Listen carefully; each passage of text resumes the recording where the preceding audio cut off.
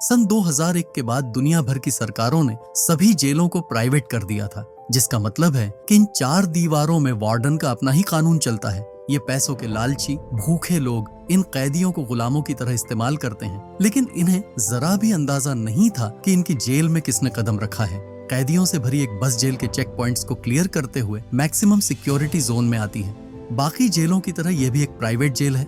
एक एक करके सभी कैदी अपना नाम और अपने गुनाह जेल के अफसरों के सामने कबूल करते हैं, लेकिन तभी उनमें से एक कैदी अपने तेवर दिखाने लगता है। उसका नाम है रिकी, जिसे मर्डर के आरोप में 10 साल की सजा सुनाई गई है। गार्ड्स के ऑर्डर्स को अनदेखा करते हुए वह सीधा मेटल डिटेक्टर से गुजरता है, लेकिन अचानक डिटेक्टर शोर करने लगता है। गार्ड्स को लगा कि रिकी के पास कोई हथियार है, लेकिन एक्सरे में जो सामने आया वह देखकर सबके होश उड़ गए। पता चला कि रिकी की छाती में 5 गोलियां फंसी हुई थीं। गार्ड्स ने पूछा, तुमने इसे निकलवाया क्यों नहीं? जिस पर रिकी जवाब देता है कि मैंने इन्हें याद के तौर पर रखा है और जब तक मैं जिंदा हूँ ये मेरे साथ रहेंगे। साफ पता चल रहा था कि रिकी कोई आम इंसान नहीं, उसके अंदर दर्द सहने की असहनीय शक्ति थी। इसके बाद हमें बताया जाता है कि यह जेल 4 हिस्सों में बंटी हुई है और हर ब्लॉक को कुछ कैदी कंट्रोल करते हैं, जिन्हें वार्डन ने ही चुना है। वार्डन इस जेल का सबसे पावरफुल आदमी है। उसके बाद आता है असिस्टेंट वार्डन, जो उसके न रहने पर सब कुछ कंट्रोल करता है। अगले सीन में हम एक बूढ़े आदमी को देखते हैं जिसे कुछ लोग परेशान कर रहे थे। उन्होंने उसकी लकड़ी की ट्रेन तोड़ दी जो उसने अपने बेटे के लिए बड़ी मेहनत से बनाई थी। बाकी सभी कैदी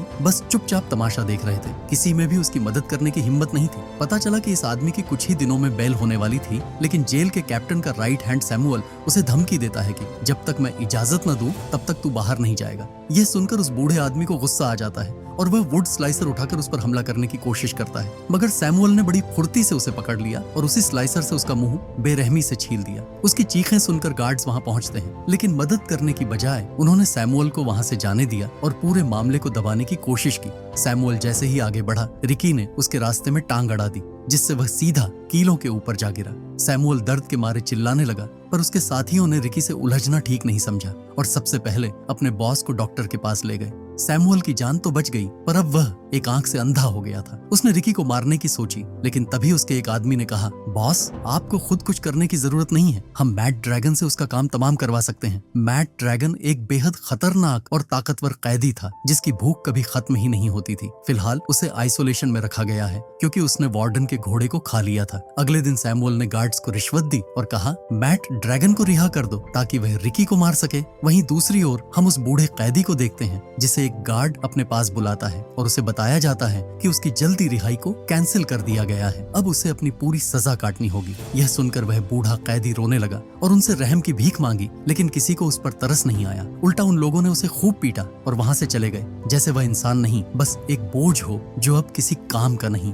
इस बेरहम सिस्टम से टूटकर आखिरकार उस बूढ़े कैदी ने खुदकुशी कर ली। रात में गार्ड्स ने जब देखा कि वह रस्सी से लटक रहा है, तो उसकी लाश को नीचे उतारा गया। सभी कैदी बस उसी के बारे में बात कर रहे थे कि कैसे उसे यहाँ टॉर्चर किया जा रहा था और उसे सैमुअल ने कैसे खुदकुशी करने के लिए मजबूर किया। रिकी अपनी सेल में चुपचाप बैठा ये सब सुन रहा था। जब गार्ड्स उसकी लाश को बाहर ले जा रहे थे, तो रिकी उसके सामने आकर खड़ा हो गया। उसने कहा, यह मर चुका है, कम से कम मरने के बाद तो इसे बख्श दो। रिकी ने उसकी हथकड़ियां तोड़ी। उसने उसकी ट्रेन भी ठीक कर दी थी, जो उस बूढ़े कैदी ने अपने बच्चे के लिए बनाई थी। पर अफसोस, अब उसका बेटा अपने पापा से नहीं मिल पाएगा। अपने अंदर पनप रहे गुस्से को बाहर निकालने के लिए रिकी तेज तूफान में कुंग-फू करने लगा। उसे समझ आ गया था कि यहाँ जिंदा रहने के लिए उसे हर दिन लड़ना होगा। अगले दिन जब सभी कैदी नहा रहे थे, तभी गार्ड्स ने सभी को बाहर जाने को कहा। रिकी अब उन लोगों के बीच अकेला था। कुछ ही देर में वहाँ मैट ड्रैगन आया। रिकी कुछ समझ पाता इससे पहले ही मैट ड्रैगन ने उसे एक जोर का पंच मारा, जिससे वह दूर जा गिरा। रिकी शुरुआत में उसे लड़ना नहीं चाहता था, लेकिन जब उसे पता चला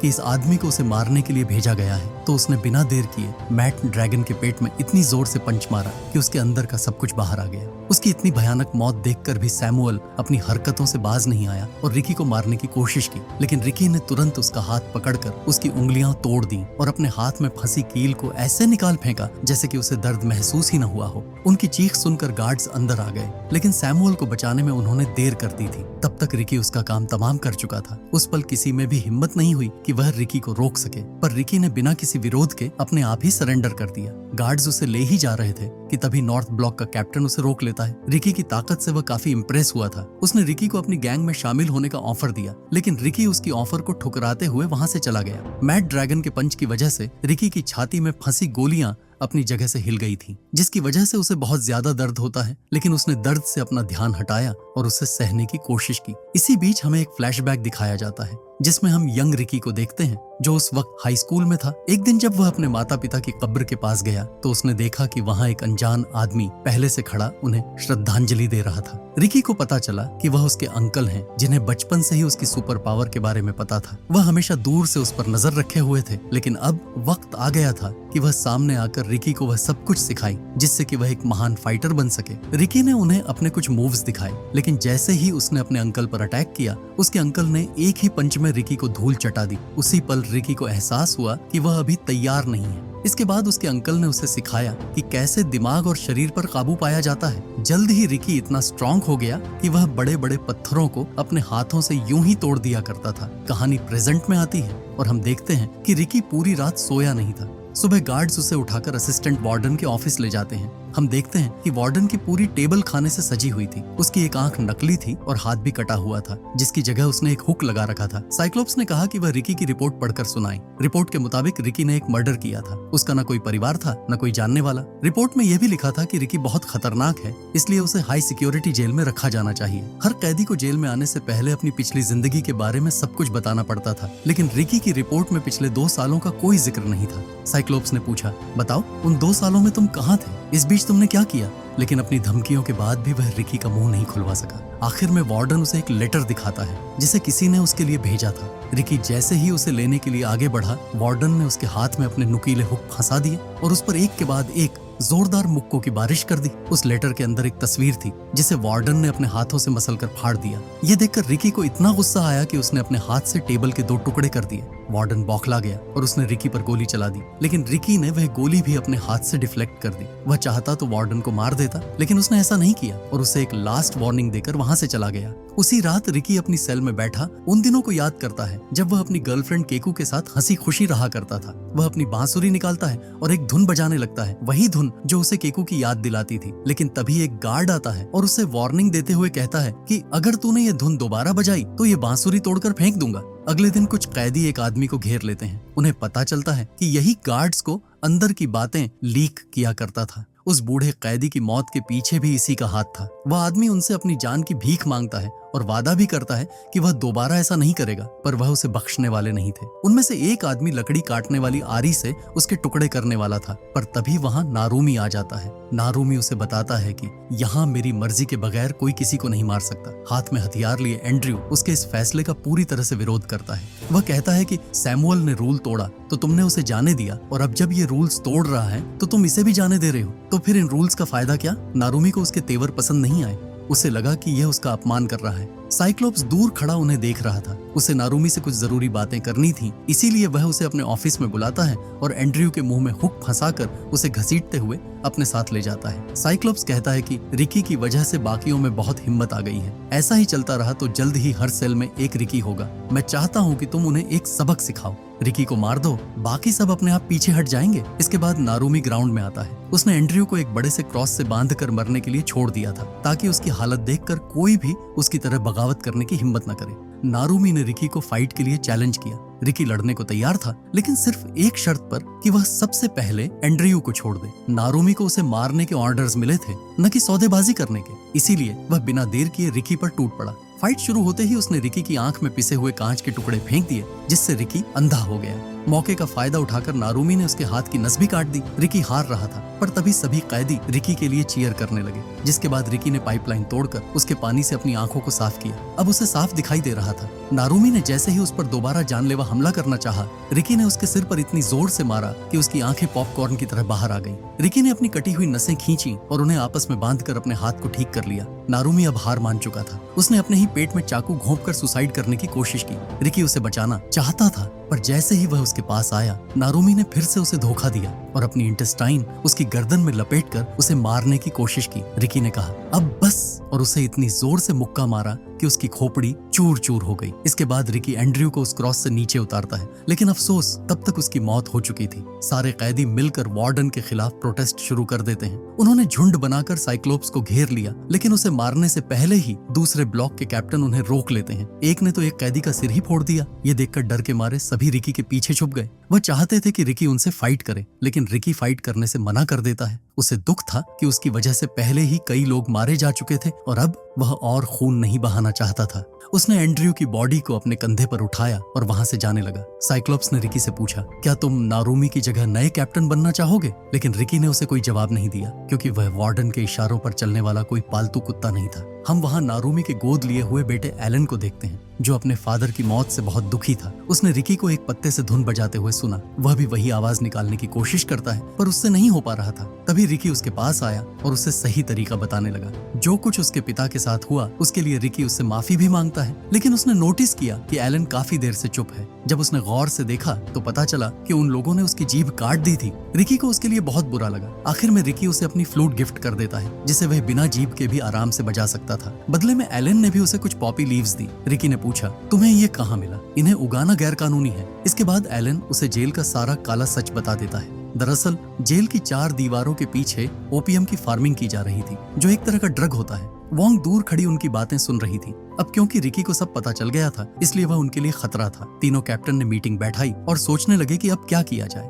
वोंग एलन को बुलाती है और उसे कहती है कि रिकी ने तुम्हारे पिता को मारा है, अब समय है कि तुम उनकी मौत का बदला लो। आग में घी डालने के लिए उन्होंने उसे नारुमी की लाश दिखाई, जिसकी खाल उतरी हुई थी, और कहा यह सब रिकी ने किया है। एलन जानता था कि रिकी इतना बेरहम नहीं है। जब वह नहीं माना तो वोंग ने गुस्से में आकर उसे भी मौत के घाट उतार दिया और फिर उसकी लाश को किसी कचरे की तरह ग्राउंड में फेंक दिया। उसे देखने के लिए कैदियों की भीड़ इकट्ठा हो गई। थोड़ी देर बाद रिकी भी वहां पहुंच गया और जब उसने लाश के पास अपनी फ्लूट पड़ी देखी तो वह समझ गया कि यह एलन की लाश है। फिर से एक बेकसूर की मौत। इस बार वह बर्दाश्त नहीं कर सका और उसने ठान लिया कि वह किसी को नहीं छोड़ेगा। कुछ देर बाद फायर अलार्म की आवाज से पूरी जेल में अफरा तफरी मच जाती है। वोंग देखती है कि रिकी ने पूरे ओपियम फार्म को जलाकर राख कर दिया था। अपनी सालों की मेहनत को इस तरह जलकर राख होता देख वोंग का गुस्सा 7वें आसमान पर था। उसने रिकी के सबसे वीक पॉइंट पर अटैक किया, जिसे वह डेड पॉइंट कहती थी। अब रिकी की मौत पक्की थी। वह तड़प रहा था और सभी कैदी उसकी मौत का तमाशा देख रहे थे। वहीं दूसरी ओर साइक्लोप्स को पता चलता है कि कल वार्डन यहाँ आने वाला है। ये खबर उसके लिए बहुत डरावनी थी, क्योंकि अगर वार्डन को सच पता चलता तो उसकी शामत आनी तय थी। रिकी जल्द ही उसके अटैक से रिकवर कर जाता है, जो देखकर वोंग चौंक जाती है, क्योंकि यह नामुमकिन था। हालांकि इसके बावजूद भी आज रात उसका मरना पक्का था। एक ने उसकी बॉडी में नुकीली सुइयां चुभाकर रिकी की बॉडी को आटे की बोरी की तरह सिल दिया। कितामाकुरा उसका काम तमाम करने ही वाला था कि तभी अनाउंसमेंट होती है कि जो कैदी अपने सेल में नहीं जाएगा उसे गोली मार दी जाएगी। इसके बाद गार्ड्स ने फायरिंग शुरू कर दी, लेकिन उनका निशाना सिर्फ रिकी ही था। वह किसी तरह अपनी जान बचाते हुए कमरे में आ पहुंचा, पर तभी पूरा कमरा सीमेंट से भरने लगा। रिकी लोहे के गेट को चीरता हुआ बाहर निकल आया और उसने कितामा की भी जान बचा ली। वार्डन उसे फिर से जिंदा पाकर निराश हो गया था। जल्द ही रिकी की बॉडी पर लगा सीमेंट सूख जाता है और वह किसी पत्थर के स्टैच्यू की तरह धड़ाम से नीचे गिरता है। साइक्लोप्स ने कहा, सारे सबूत मिटा दो, कल वार्डन आने वाले हैं। मुझे सबसे पहले उनकी खातिरदारी करनी है, इनसे मैं बाद में निपटूंगा। अगले दिन सभी गार्ड्स वार्डन के स्वागत के लिए लाइन में खड़े थे। तेज धूप में घंटों इंतजार करने के बाद भी वार्डन का कोई अता पता नहीं था। कुछ गार्ड्स तो थककर वहीं खड़े खड़े झपकी लेने लगे, लेकिन फिर अचानक एक गाड़ी आती दिखाई दी और सब तुरंत अलर्ट हो गए। वार्डन के साथ उसका हरामखोर बेटा भी आया था, जो मस्ती करते करते कारपेट पर फिसल जाता है। वार्डन ने गुस्से में पूछा, कारपेट किसने बिछाया था? साइक्लोप्स ने तुरंत एक कैदी उसके सामने लाकर खड़ा कर दिया और झूठ बोला कि सर यही था। इतना सुनते ही वार्डन ने बिना कुछ सोचे उस कैदी की आंखें फोड़ दी। वार्डन ने साइक्लोप्स से पूछा, मेरी गैर मौजूदगी में यहाँ क्या हुआ था? इस सवाल ने तो उसके पसीने छुड़ा दिए, पर अब वह झूठ नहीं बोल सकता था। उसने कहा, कुछ कैदी बगावत पर उतर आए थे तो हमें उनमें से कुछ को मारना पड़ा। वार्डन ने कहा, हर महीने यहाँ कोई न कोई मर ही जाता है। तुम जानते हो कि पूरे देश में इससे सस्ते मजदूर हमें कहीं नहीं मिलेंगे। इन्हें भूख या बीमारी से मरने मत दो, उन्हें जिंदा रखो ताकि काम होता रहे। खैर इतना तो वार्डन ने बर्दाश्त कर लिया, लेकिन जब उसे पता चला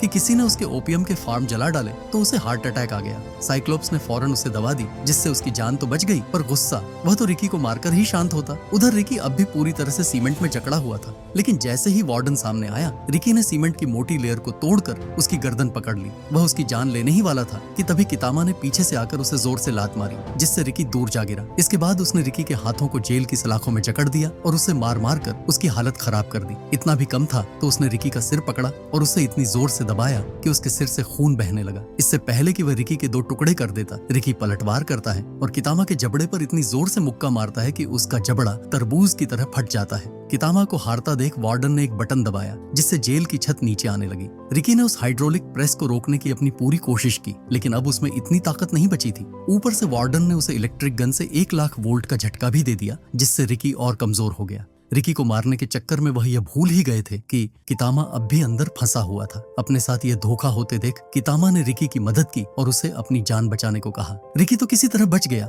लेकिन कितामा बेचारा उस हाइड्रोलिक प्रेस के नीचे दबकर मारा गया। रिकी वार्डन को खत्म करने के लिए आगे बढ़ा ही था कि तभी वार्डन ने एक और बटन दबाया और रिकी सीधा एक गहरे गड्ढे में जा गिरा। इसके बाद रिकी को जंजीरों में बांधकर सभी कैदियों के सामने लाया जाता है। वार्डन ने उन्हें ऑर्डर दिया कि सभी बारी बारी रिकी को दफनाना शुरू करें। उनमें से कुछ कैदियों ने रिकी के साथ हो रहे इस अत्याचार का विरोध किया और कहा, हम रिकी को मारने में तुम्हारा साथ नहीं देंगे। वार्डन ऐसे लोगों को गोलियों से भुनवा देता है, जिसके बाद बाकी कैदी डर के मारे रिकी को एक एक कर दफनाने लगते हैं। वार्डन ने कहा, हम इसे 7 दिन बाद दोबारा बाहर निकालेंगे और अगर तब तक यह जिंदा बच गया तो रिकी की सारी गलतियां माफ कर दी जाएंगी। लेकिन यह बस दिखावा था, क्योंकि वार्डन जानता था कि बिना खाना और पानी के कोई इतने दिन जिंदा नहीं रह सकता। सांस लेने के लिए उन्होंने रिकी के मुंह के पास पाइप लगाई और उसे मिट्टी में दफनाकर छोड़ दिया गया। सभी कैदी बस रिकी के बारे में ही बात कर रहे थे। उन्हें लगा कि वह अब तक मर चुका होगा, पर तभी उन्हें जमीन के नीचे से एक धुन सुनाई देती है, जिसे रिकी अपने मुंह से बजा रहा था। उसे जिंदा पाकर सभी में खुशी की लहर दौड़ पड़ी। एक डॉग वहीं पास में ही टहल रहा था। वॉन्ग उसे मारकर उसके लीवर को पाइप में डाल देती है ताकि रिकी को ऑक्सीजन न मिले। इसके बाद हमें एक फ्लैशबैक दिखाया जाता है, जिसमें हम रिकी की गर्लफ्रेंड कीको को देखते हैं। एक दिन जब कीको लाइब्रेरी से लौट रही थी, तभी उसने कुछ लोगों को देखा जो ड्रग्स ले रहे थे। उसने तुरंत वहां से भागने की कोशिश की, लेकिन कुछ लोगों ने उसे पकड़ लिया और एक होटल में ले आए। वह उसका रेप करके उसे मारने वाले थे, पर जैसे ही कीको को होश आया, वह वहां से भाग गई और खुद के साथ कुछ गलत होने के डर से वह छत से कूदकर सुसाइड कर लेती है। जब रिकी को इसके बारे में पता चला तो वह गुस्से में उस ड्रग डीलर के पास गया। उसे देखकर उस आदमी ने रिकी पर एक के बाद एक कई गोलियां चलाईं, लेकिन रिकी सब कुछ सहते हुए आगे बढ़ा और उसे मार दिया। बस यही उसका जुर्म था, जिसके लिए उसे 10 साल की सजा मिली। वहीं दूसरी तरफ 7 दिन पूरे हो चुके थे। अब वक्त था रिकी की लाश को बाहर निकालने का। एक जेसीबी मशीन की मदद से वार्डन ने खुदाई करवाई और रिकी को बाहर निकाला। जब उन्होंने उसकी नर्व्स चेक की तो पाया कि उसकी सांसें अभी भी चल रही थीं। वार्डन समझ गया कि ये कोई आम इंसान नहीं है। उसे दोस्ती करना उसके लिए फायदे का सौदा हो सकता था। उन्होंने उसे फिर से कैद कर दिया और जब वार्डन ने उसकी रिपोर्ट पढ़ी तो पाया कि उसके अंदर कुछ डिटेल्स मिसिंग थी। उसने रिकी से पूछा, तुम हमसे क्या छुपा रहे हो? बताओ, वरना ये लोग तुम्हें मार देंगे। लेकिन काफी टॉर्चर के बाद भी रिकी उन्हें कुछ नहीं बताता। वॉन्ग समझ गई थी कि यह ऐसे अपना मुंह नहीं खोलेगा। उसने कुछ ब्लेड्स पीस कर रिकी के मुंह में डाल दिए और उसे बंद करके उसे एक के बाद एक कई तमाचे जड़े। ब्लेड्स रिकी के मुंह को चीरते हुए उसे पूरा खून से लथपथ कर देते हैं, पर फिर भी रिकी आखिर तक टिका रहा। इसके बाद उन्होंने उसे सेल में फेंक दिया। वह भूख और प्यास से तड़प रहा था, लेकिन उसी रात एक कैदी चुपके से उसके लिए खाना लेकर आया। उसे खाकर रिकी को थोड़ी ताकत मिली, पर ऐसा करते हुए जेल के खबरी ने उसे देख लिया था। उसने इसके बारे में गार्ड्स को बता दिया, जिसके बाद साइबोर्ग उस कैदी के सेल में गया और उसे मारकर घसीटता हुआ रिकी के पास ले आया। कई बार आवाज लगाने पर जब रिकी ने जवाब नहीं दिया तो साइबोर्ग गार्ड्स के साथ अंदर आया। जैसे ही रिकी को पता चला कि जिसने रात को उसे खाना दिया था उसे मार दिया गया है, तो रिकी ने साइबोर्ग को बहुत पीटा। साइबोर्ग किसी तरह अपनी जान बचाकर भागा, लेकिन बाकी कैदियों ने उसका पीछा किया और उसे पकड़कर उन लोगों ने उसे बहुत मारा। जल्द ही गार्ड्स और कैदियों में दंगे शुरू हो गए और पूरे जेल में अफरा तफरी मच गई। दूसरी तरफ वार्डन इन सब से बेखबर जेल का इंस्पेक्शन कर रहा था। इंस्पेक्शन के दौरान उसने एक कैदी को अपने बेटे के बारे में कुछ गलत बोलते हुए सुन लिया, जिसके बाद उसने उसके हाथ काट दिए ताकि कोई दोबारा ऐसी गलती न दोहराए। तभी वहां रिकी आ जाता है। वार्डन ने उस पर एक खास तरह की गोली चलाई जो शरीर के अंदर जाकर फट जाती थी। रिकी ने साइबोर्ग को शील्ड की तरह इस्तेमाल किया और वह गोलियां उसके शरीर को चीरते हुए उसके अंदर ही फट गईं। रिकी अकेला उन सभी का सामना करता है। वॉन्ग ने उस पर एक के बाद एक कई जानलेवा वार किए, पर रिकी उसके पैरों को तोड़ देता है। दूसरा कैप्टन उसकी ये हालत देखकर डर गया और वहां से भागने की कोशिश की, लेकिन वार्डन ने उसे खुद ऊपर वाले के पास पहुंचा दिया। अब वार्डन और रिकी आमने सामने थे। रिकी ने उसे एक ही पंच में दूर फेंक दिया, लेकिन हम देखते हैं कि वार्डन को एक खरोंच भी नहीं आई थी। जल्द ही वह अपना इंसानी रूप छोड़कर एक मॉन्स्टर में ट्रांसफॉर्म हो जाता है। पता चलता है कि उसके पास भी रिकी की तरह सुपर पावर्स थीं, बस उसे उनका इस्तेमाल करने के लिए अपने इस भयानक रूप में आना होता था। रिकी ने उसे एक पंच मारा जो सीधा उसके पेट के आर पार चला गया, लेकिन वार्डन को कुछ महसूस नहीं हुआ। मार खा खाकर रिकी की हालत खराब हो गई थी, लेकिन तभी उसे अपने अंकल की कही एक बात याद आई। उन्होंने कहा था कि हर मॉन्स्टर की एक कमजोरी होती है, उसे ढूंढो और वहीं पर वार करो। रिकी ने देखा कि पास में ही एक मीट ग्राइंडर चल रहा था। उसने वार्डन को उठाया और उसे उसी ग्राइंडर में फेंक दिया। उसके शरीर के टुकड़े हो रहे थे, लेकिन फिर भी वह हार मानने को तैयार नहीं था। उसने रिकी को भी अपने साथ घसीटने की कोशिश की। देखते ही देखते पूरा कमरा खून से लाल हो गया, पर रिकी पीछे नहीं हटा। उसने अपना पूरा जोर लगाया और वार्डन को अंदर धकेलता चला गया। आखिर में सिर्फ उसकी मुंडी ही बची, जिसे लेकर वह बाहर आया। वहीं दूसरी ओर गार्ड्स और कैदी आपस में लड़ रहे थे। रिकी उनके पास आया और उन्हें बताया कि वार्डन मर चुका है, अब तुम सब आजाद हो। आखिर में रिकी ने जेल की दीवारें तोड़ दी, जिससे सभी कैदियों के लिए बाहर निकलने का रास्ता बन गया। तो दोस्तों, ये थी रिकी की कहानी, जहां एक अकेला शख्स अपनी हिम्मत और ताकत के दम पर पूरी जेल के क्रूर सिस्टम को तहस नहस कर देता है। अगर आपको ये कहानी पसंद आई तो हमारे चैनल को सब्सक्राइब करना न भूलें। मिलते हैं आपसे अगली कहानी में।